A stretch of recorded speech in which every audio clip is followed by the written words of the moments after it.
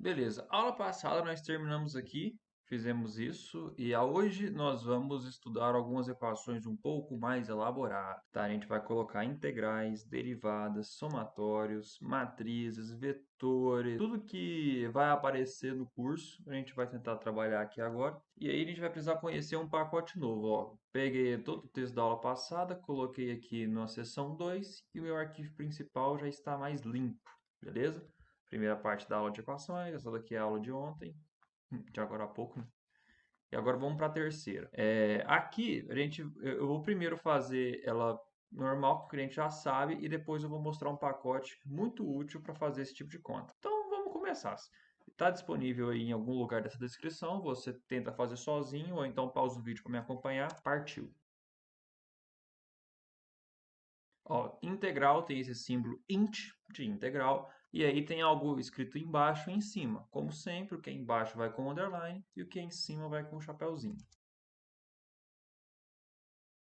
Foi, essa daqui é a primeira linha. Bora compilar para ver? Compilei, aqui está ela. Mas olha que coisa, hein? Esse vert ficou ruim. Vamos colocar isso aqui numa nova página. Antes da sessão, eu vou mandar um new page, que a gente já viu esse comando, né? E aí eu venho para cá. Polinômio de Legendre. Como é que faz infinito, hein? Procurou o símbolo de infinito? Não achou? É esse. Ó, isso aqui tá escrito errado, não vai ficar daquele jeito. Por quê? Porque olha só, se você reparar bem, até agora, todas as vezes que eu precisei colocar coisas elevadas e embaixo, era apenas uma coisa. E aqui começa a ter duas. Por exemplo, no caso aqui dos polinômios de Legendre nessa propriedade, esse infinito é um limite, então ele está dentro aqui da parte inferior da integral. E o delta, ele possui mn, os dois subscritos.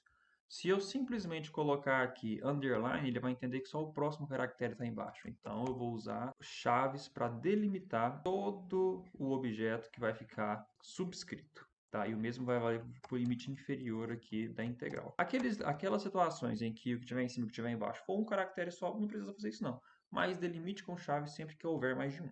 Tá? E agora, se eu compilar, fica bonito. Show. Agora vamos fazer esse pedaço aqui, ó. Isso daqui é um sisteminha, é como se fosse um sisteminha, né? É a mesma formatação, digamos assim. E aí, para fazer ela, a gente vai ter que lembrar um pouco de como que separava as coisas em colunas. Veja, eu vou criar um ambiente chamado array. O que que é um array? Um array é uma tabela, tá? Uma tabelinha. E aí ele vai indicar o quê? A tabela com duas colunas. Cada item aqui significa o alinhamento de uma coluna e a letra C significa centro.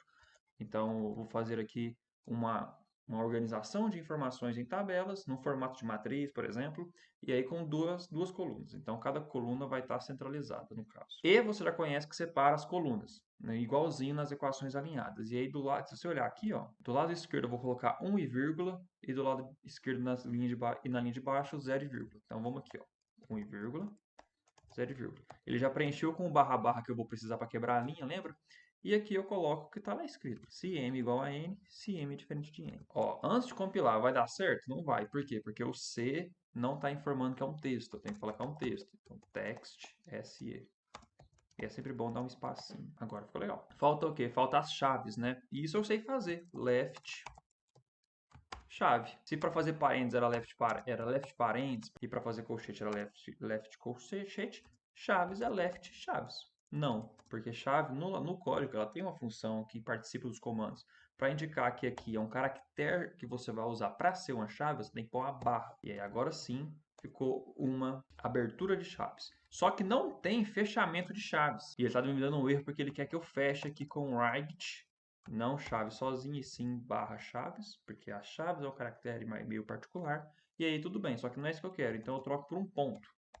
E aí se eu escrever ponto aqui, ele entende que eu estou simplesmente abrindo a chave e não estou fechando. Compilando, é isso. E aí essa é a expressão do del. Juntar as duas aqui. Ó, qual que é a diferença agora? Espaço, né? Tem um espacinho aqui que aqui não tem. Quem lembra? Horizontal, espaço. Pronto, resolveu. A próxima. Expansão de Maclaurin.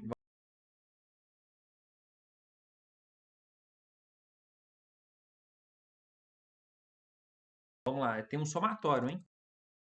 Somatório é barra sum. Mais uma vez, para colocar um índice subscrito, eu tenho que abrir e fechar chaves quando ele é mais de um caractere. Nesse caso é n igual a zero. Acabei abrindo os dois de costume. Uma fração em cima d elevado a n de f de x menos a, e embaixo dx elevado a n, para indicar que eu vou derivar a função em x, um número arbitrário de vezes aí, e do lado uma outra fração, x a n com n fatorial. Compilando.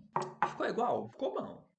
Mas igual não. O meu d aqui ele está inclinado porque eu simplesmente escrevi e o d não é uma variável matemática aqui, ele participa do operador diferencial. Então, para ter esse aspecto não inclinado na equação, uma das alternativas é eu trocar o d escrito assim pelo d textual. Pronto, agora ficou praticamente igual. Deve ter alguma diferençazinha pequena, mas é igual. Esse aqui foi feito de uma forma diferente, o do PDF. E assim, eu particularmente não acho legal você ficar colocando tanta coisa desse jeito. Então, você vai fazer uma fração com d em cima, d embaixo, com d em cima, dx embaixo, aí depois você quer mudar o d para o formato de texto, se você quiser também, pouca gente faz isso na verdade.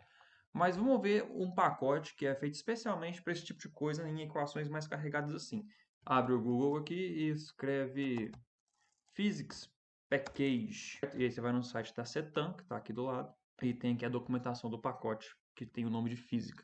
Por que tem o nome de física? Porque muito do que ele apresenta é bem usado aqui na física. Por exemplo, ele já começa com uma facilidade para abertura e fechamento de parênteses grande, que em vez de você escrever left, parênteses, right, parênteses, basta escrever QTY. QTY, de onde que vem QTY? Daqui, ó. Certo?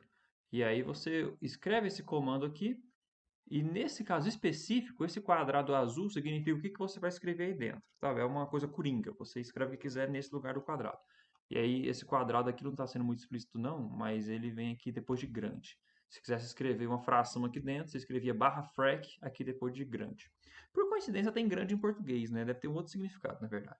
Enfim, mas não é só isso que esse cara ajuda. Ó, aquele problema do traço vertical na integral, ele resolvia assim, ó. Ele colocava eval aqui, o underline e o elevado do mesmo jeito, só que já formatado para um traço grande, conforme as integrações são. Ó, vetores que a gente usa bastante. Você pode escrever barra vec e colocar uma setinha em cima, ou, como muitos livros fazem, uma grandeza que é vetor, você não bota uma seta em cima para não carregar o texto, fica com muito símbolo na equação. Então você só faz o quê? Pega a letrinha e bota ela em negrito. E aí, para você fazer isso sem esse pacote, você ia ter que fazer a letra, colocar um text BF, né? E isso numa equação que tem muitos comandos, como você já viu mais cedo, carrega, fica muito grande. Então basta pôr aqui, por exemplo, VB.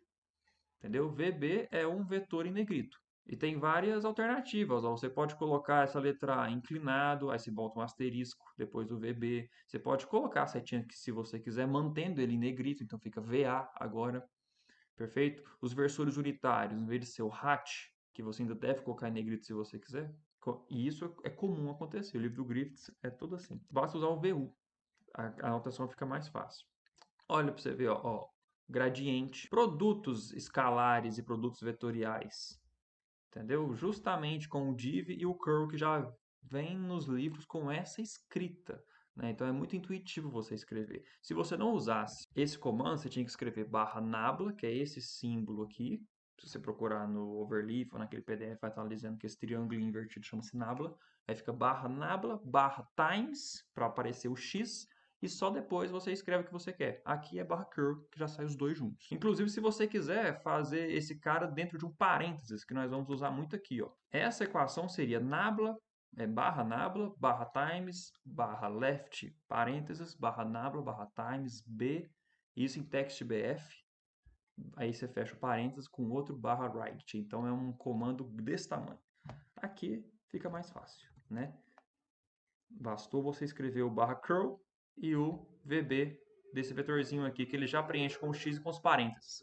O tal, como eu falei que está escrito aqui, é um quadradinho azul que você preenche com o que você quiser. E por aí vai. Namorem esse documento e tentem fazer o que está aí na descrição do vídeo, porque as equações são comuns na física. Em algum momento você vai escrever todas elas. E matrizes é muito bom, porque matriz geralmente tem aqui, ó. Matriz você faz begin, P matrix. Tem outras formas de fazer a matriz. Você pode, por exemplo, criar um array, como você acabou de ver. Aí você vai organizar os dados em linhas e colunas, como fizemos naquele caso do delta aqui agora há pouco. Aí você abre e fecha os parênteses e fez a sua matriz. Só que o comando fica escrito demais. Aqui, a alternativa deles é que você, em vez de fazer abrir um ambiente e tudo mais, você simplesmente escreva MQTY. E aí, deixa eu pegar um exemplo simples aqui, ó. Olha esse, por exemplo, esse segundo aqui, ó. Essa matriz, você não faz array, nem abre nem fecha. Você escreve MQTY, abre parênteses e fecha parênteses para poder fechar os dois aqui.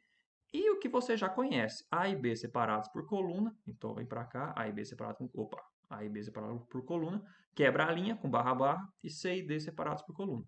Fim de papo. E as variações de matriz, como por exemplo esse caso aqui de determinante, ou então matrizes mais grossas e mais quadradinhas, né? Você só altera esse detalhe aqui do colchete e esse asterisco aqui. E é assim, algumas vantagens. Se você quiser uma identidade de ordem 3, basta usar esse comando aqui. E mat, tipo de identidade matemática, sei lá, deve ser isso.